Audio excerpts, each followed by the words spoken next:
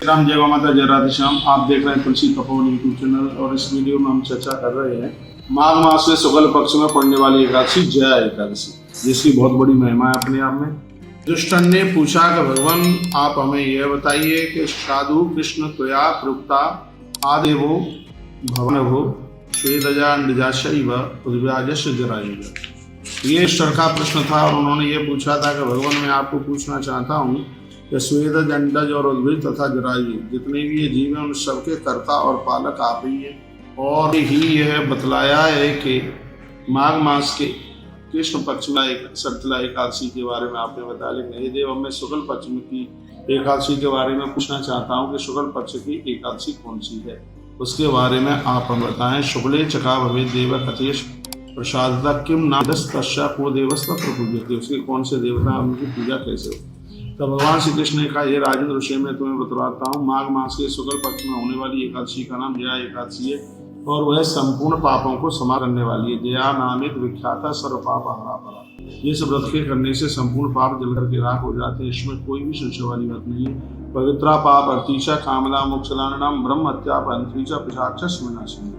यदि कोई पिशाच योनि में पहुंचा है तो उसका भी उद्धार कर देती है, संपूर्ण पापों को जला करके राख कर देती है, ब्रह्म हत्या जैसे महापातकों को दूर करती है। इससे बढ़ करके और कोई ऐसा महात्म पुण्य दिखाई नहीं देता जो इतना जल्दी सभी पापों को नाश कर दे। लेकिन नैव तस्य वृत्ति चीणे प्रेतस्तम जायते निनाम नतः परतरः काचित पापनी मुच्यते। मैं निवेदन करना चाहूँगा यदि किसी के घर में कोई भूत प्रेत पुरखे दिखाई देते हैं तो उनको जया एकादशी का व्रत करके अपने पुरखों के लिए उन्हें समर्पित कर देना चाहिए। भगवान कहते हैं मैंने इस एकादशी की महिमा का वर्णन किया है। भगवान कहते हैं पद्म पुराण में इसका वर्णन है। एक बार स्वर्ग लोक में इंद्र राज्य करते थे। 8 नंबर के श्रीय पंकजे च पुराणिष्य महिमा कथो मया एक दाना कलोके वा इंद्र राज्यम चकारः।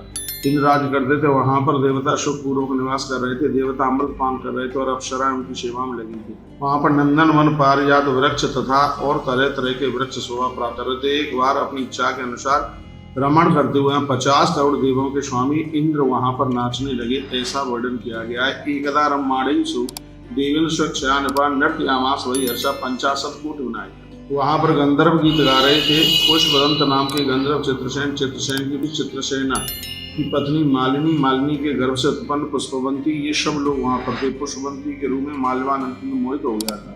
पुष्पवंती के कटाक्षों को देख करके वो पूरा का वर्णन किया गया है। लावण्यम रूप संपन्न तस्यारूपम निशान, यानी कुल यह कह दिया जाए कोई स्त्री को देख करके उसके मन में विकार आया और उससे गलत कर्म हुआ। और आप जानते हैं कि जब कोई ऐसे प्रकार से दुराचारी होकर के कुछ गलत कर्म करता है, पराई नारी को छूता है, स्पर्श करता है, उसके साथ कुकर्म यदि उसने किया है तो भले ही वो देवता क्यों ना हो तो उसके पुण्य तो बिल्कुल छीड़ हो ही जाते हैं। और जब ये ऐसा हुआ तो वो एकदम बिल्कुल जमीन पर मूर्छित होकर के वो गिर पड़ा। वर्णन किया गया, भगवान श्री कृष्ण कहते हैं कि जो मैं तुम्हें सुना रहा हूँ वो कथा बहुत अद्भुत है। सोते समय, जागते समय, चलते समय इन कथाओं के स्मरण करने मात्र से पाप जल करके राख हो जाते हैं। वो दुखी हो गया था, रात बीत गई थी और जब फिर वो सूर्योदय हुआ तब वर्णन किया गया है कि वह बहुत जोर जोर से रोने लगा। तो उस समय वहाँ पर एक महापुरुष आए और उन्होंने ये कहा कि इस प्रकार से तुम जया एकादशी करो तो अपराध का प्रायश्चित हो जाएगा। फिर जया एकादशी का व्रत किया गया। भगवान श्री कृष्ण कहते हैं कि हे राजन एतस्मात् कारणात् राजन कर्तव्यो हरिवासर जयातु राज शार्दूल ब्रह्म हत्यापारणी। तो भगवान कहने यह एकादशी का व्रत ऐसा है जो बड़े से बड़े पापों को समाप्त कर देता है। और बताया जाता है, कहा गया कि उनको फिर विमान पर बिठा करके भगवत धाम के लिए ले जाएगा। राजवरे जया एकादशी ब्रह्म हत्या को भी दूर कर देती है। जिसने जया का व्रत करके दान दिया है उसने सभी दानों और सभी यज्ञों का फल प्राप्त कर लिया। वह व्यक्ति करोड़ों कल्पों तक वैकुंठ में आनंद प्राप्त करता है। राजन साख्यान को पढ़ने और सुनने से अग्निष्टम यज्ञ का फल प्राप्त होता है। कल्प कोटि भवितावत वैकुंठे मोदिते गमम पटना श्रवणाद राजन अग्निष्ट फलम लगे। इससे अग्निष्ट यज्ञ करने का फल प्राप्त होता है। पिशाच प्रवृत्ति खत्म हो जाती है। इसे ऊंचे पिशाच सदाताम या पिशाच योनि में प्राप्त होने वाला व्यक्ति भी इसके प्रभाव से और उसका भी उद्धार और उसका भी आत्मकल्याण हो जाता है। तो वासुदेव प्रसादे में जयास्तु रूपी में भगवान वासुदेव कृष्ण की बहुत कृपा होगी तब ही कोई जया जैसे एकादशी के व्रत को कर पाएगा। तो पिशाच से खत्म शांतवत्यम प्रभावतः, भगवान की भक्ति के द्वारा पिशाच योनि भी समाप्त हो जाती है। हरिवासर कर्तारो विष्णु भक्ति परायणो, हरिवासर एकादशी का ही नाम है। बताते हैं जो 11 का व्रत करते हैं उनको अपने किए गए पूजा पाठ का भी अनंत गुणा फल प्राप्त हो जाता है। इसमें बिल्कुल कोई किसी भी प्रकार की संशय वाली बात नहीं है। तो इंद्र का उद्धार इस एकादशी के द्वारा हुआ। मालिनी थी च नामना च चित्रसेन से घोषिता, और वो मालिनी थी नाम की उस अप्सरा की भी कथा में आपको बीच में सुना दी है। इसलिए माघस्य कृष्ण पक्षेतु सटतिला कथितातया, जिस प्रकार से भगवान ने सटतिला एकादशी की महिमा का वर्णन किया, वैसे ही महिमा से जया एकादशी की।